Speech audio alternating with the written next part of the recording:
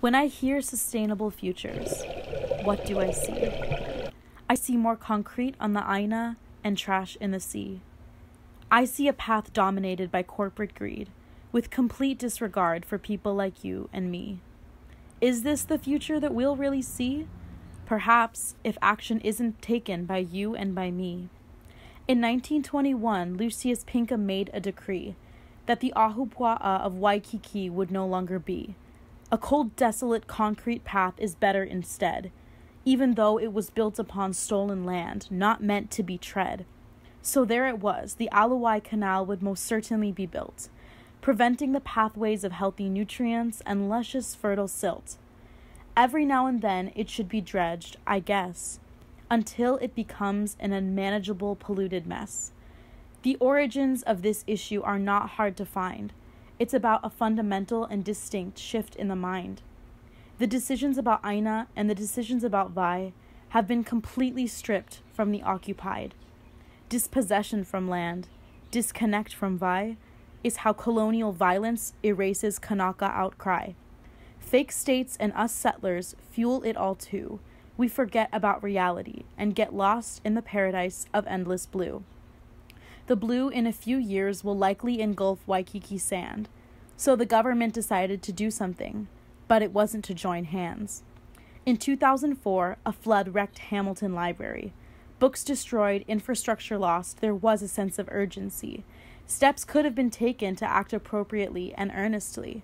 Perhaps a committee of Hawaiians, urban planners, and community to find solutions to these local issues and emerge with a renewed sense of unity.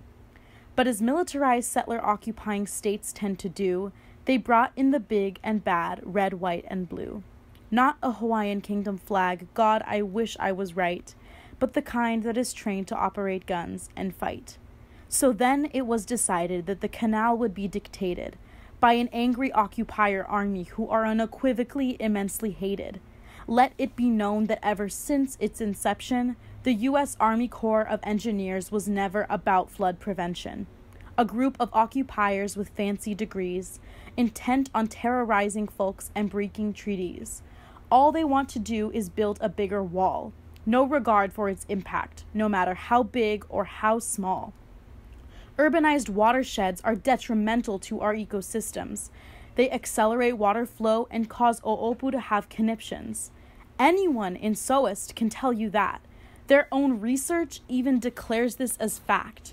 But when confronted with a powerful entity intent on environmental violence, the only thing you will hear from them is absolute silence.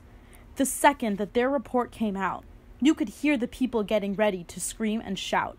7 detention basins right where we live. No consent, no collaboration. Not like there was any to give. Their plan threatens kumus and keiki learning in schools. These students have begun to protest, even if it breaks the rules. This narrative, however, is not just two-sided. There is a much more intense history that is not undivided.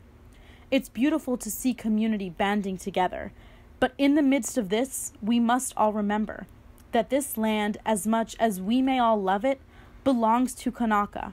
There's no other way above it.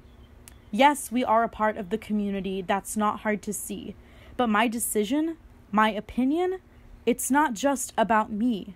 There is a deep-rooted legacy of settlers controlling choices. It's not our turn now, and it never was. We must listen to Kanaka voices. They are here, we can hear them, loud, proud, and clear, resisting destruction, colonialism, and oppression year after year. Now is the time, it's just a matter of support. Who will you stand by? Kanaka Maoli or the USACE report?